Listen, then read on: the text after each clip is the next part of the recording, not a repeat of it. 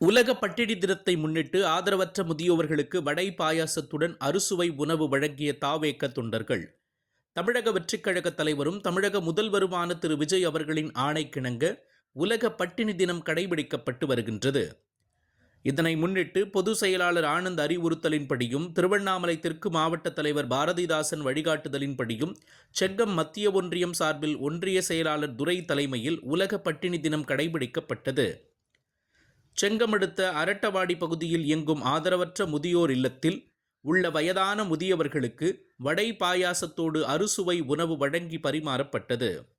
அப்போது அங்கிருந்த முதியவர்கள் தமிழக முதல்வருக்கும் அவரது கீழ் உள்ள கட்சி நிர்வாகிகளுக்கும் தங்களது மகிழ்ச்சியினையும் பாராட்டுகளையும் தெரிவித்துக் கொண்டனர்.